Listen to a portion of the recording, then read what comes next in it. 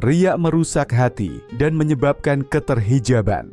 Menurut Syekh Abdul Qadir Al-Jailani dalam Futuh Al-Ghaib, riya bukan hanya kesalahan niat, melainkan penyakit hati yang mematikan dan menjadi sebab keterhijaban antara hamba dan Allah.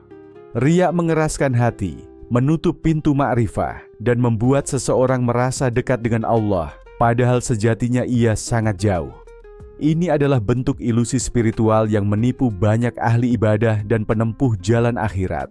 Syekh mengajarkan bahwa hati adalah wadah cahaya ilahi. Jika hati dipenuhi dengan riya, maka cahaya itu tidak bisa masuk. Riya adalah seperti asap tebal dalam ruangan gelap, yang bukan hanya menghalangi cahaya, tapi juga membuat penghuni ruangan itu sesak dan kehilangan arah. Begitu juga jiwa manusia.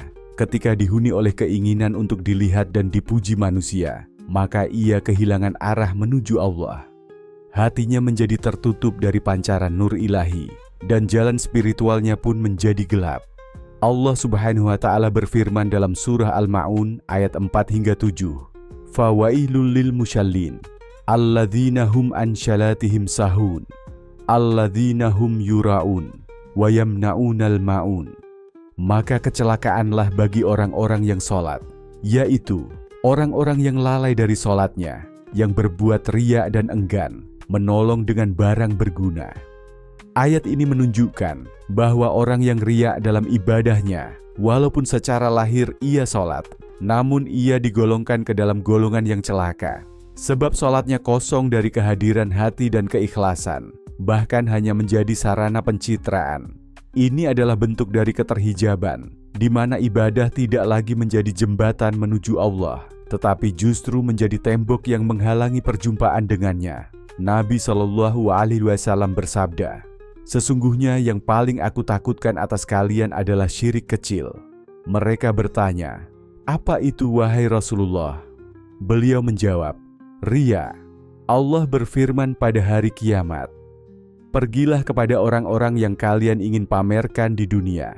Lihatlah apakah mereka bisa memberi balasan kepada kalian." Hadis riwayat Ahmad. Syekh Abdul Qadir menegaskan bahwa riya menjadikan hati cenderung kepada makhluk, dan ketika hati telah terikat pada makhluk, maka ia telah berpaling dari Allah.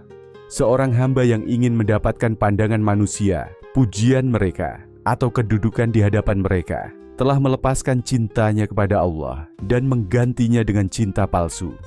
Ia menjadikan makhluk sebagai pusat perhatian, bukan Tuhan semesta alam. Itulah keterhijaban yang sesungguhnya.